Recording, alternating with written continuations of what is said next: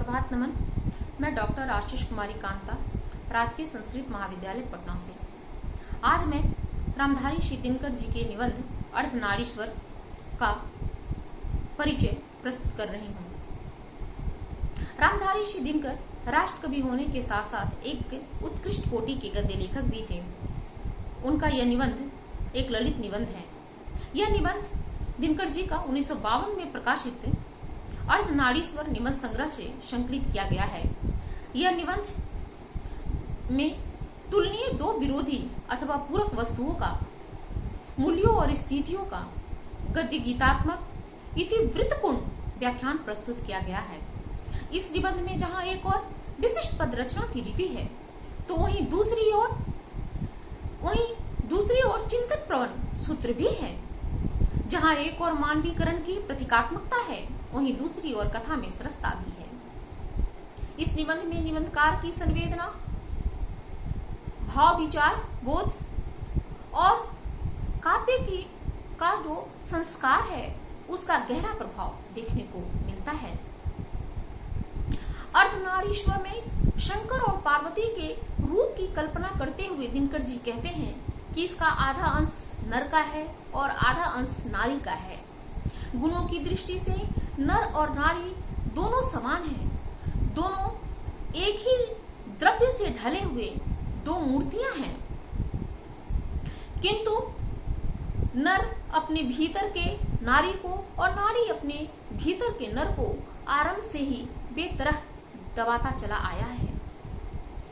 यदि पुरुषों में नारी की गुण जैसे सहानुभूति, औदार्य, प्रेम, दया, ममता इत्यादि आ जाएं, तो इससे नर के व्यक्तित्व में, पुरुष के व्यक्तित्व में जरा सा भी कमी नहीं आती। उसकी व्यक्तित्व थोड़ा भी धुंधला नहीं होता, बल्कि और अधिक निखर जाता है और अधिक पूर्ण हो जाता है।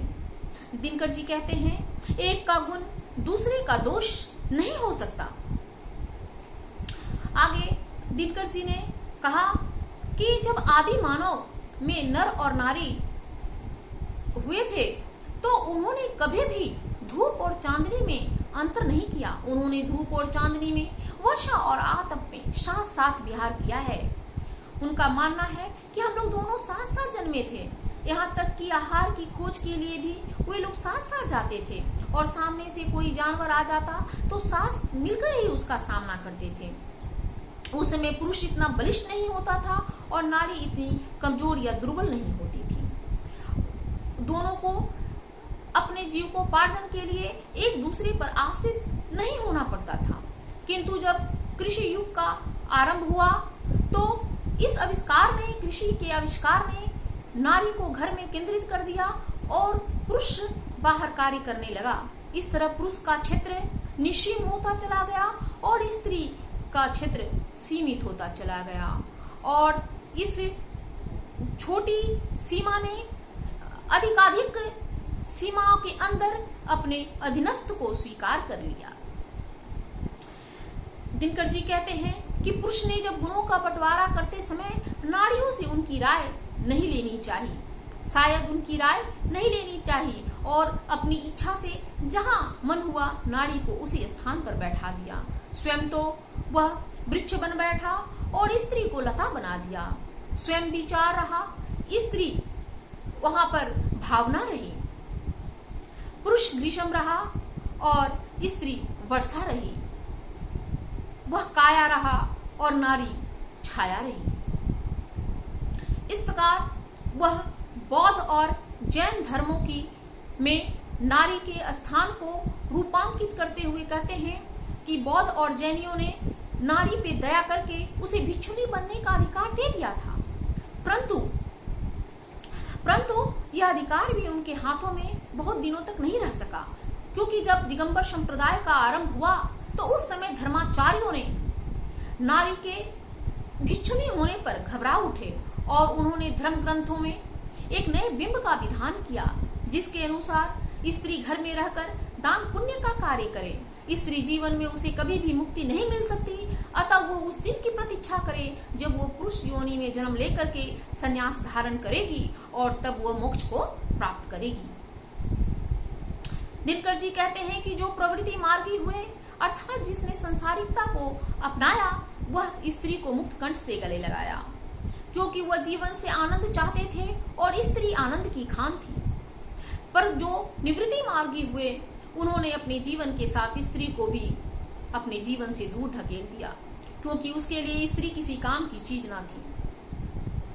प्राचीन विश्व में जब व्यक्ति मुक्ति की खोज मनुष्य जीवन की सबसे बड़ी साधना मानी जाने लगी, तब बाहुल्य संख्या में, बहुत बड़ी संख्या में विवाहित पुरुष संन्यास धारण करने लगे।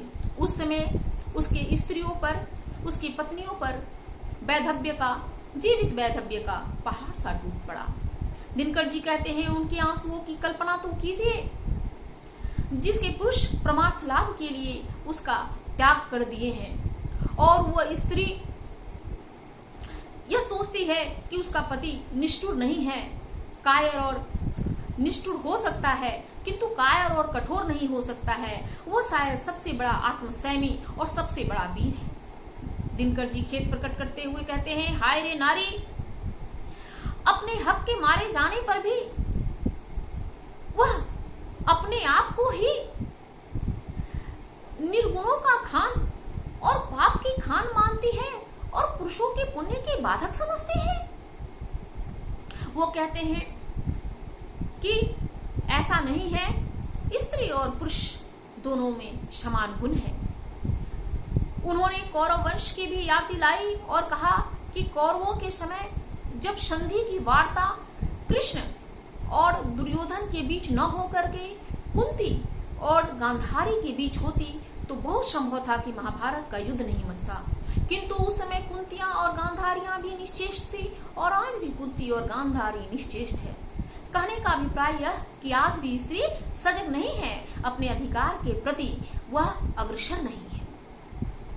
दिनकर जी उन साहित्यकारों पर, उन चिंतकों पर भी क्षोभ प्रकट करते हैं जिन्होंने स्त्री के कोमलतावादी, उसके रोमांटिक भाव विचारों को लेकर अपने लेखन का कार्य किया है। वो बर्नार्ड शाह पर कहते हैं, बर्नार्ड शाह के विषय में कहते हैं कि बर्नार्ड शाह ने स्त्री को अहेरिन और उसे नागिन और जादूगरनी कहा है और पुरुष को अहेर मानते हैं। वो कहते हैं कि स्त्रियां अहेरिन होती है अर्थात शिकारिन होती है और पुरुष अहेर शिकार होता है, तो स्त्रियां शिकारिन बनकर पुरुष का शिकार करती है। तो दिनकर जी कहते हैं कि शिकार करने का गुण तो पुरुषों में अधिक होता है और विकार केवल नारी में नहीं पुरुषों में भी होता है। और जहां तक नाग और जादूगर की बात है वह भी स्त्रियों से ज्यादा पुरुषों में हुआ करता है। दिनकर जी प्रेमचंद जी का उदाहरण देते हुए कहते हैं कि प्रेमचंद ने भी अपने महाकाव्य जो कि उन्होंने 1936 में गोदान लिखा था, उसमें उन्होंने लिखा था कि पुरुष के भीतर जब स्त्री का गुण आता है तो पुरुष देवता बन जाता है और स्त्री के भीतर जब पुरुष का गुण आता है तो स्त्री राक्षसनी बन जाती है।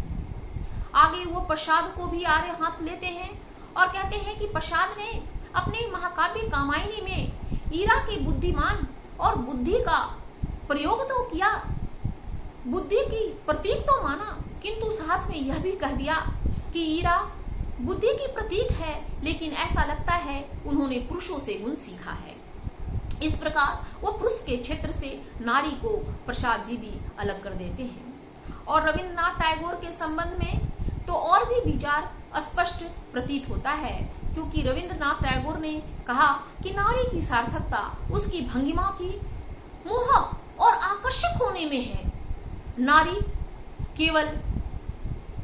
केवल शोभा की वस्तु, आलोक प्रदान करने वाली और प्रेम की प्रतीक के रूप में ही उसकी सार्थकता है। दिनकर जी कहते हैं कि अर्धनारीश्वर रूप से निकलने का रास्ता केवल वह नहीं है जो ये साहित्यकार और चिंतक देते हैं, बल्कि वह है जिसे गांधी और मार्क्स ने अपनाया है।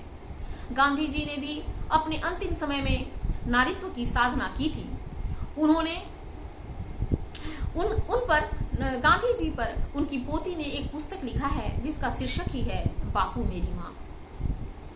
इस प्रकार दिनकर जी कहते हैं कि जब भी कर्म क्षेत्र की बातें आती हैं, अधिकार का कोई क्षेत्र होता है और सत्ता का कोई सीधा उत्स होता है, तो वहां अधिकार केवल पुरुषों का होता है, नारियों का नहीं। जब भी कोई बड़े और व्यापक उत्तरदायित्व का निर्वाह करना होता है, उसका संचालन और नियंत्रण करना होता है, तो वहां पे भी पुरुष ही इसे अपनाता है।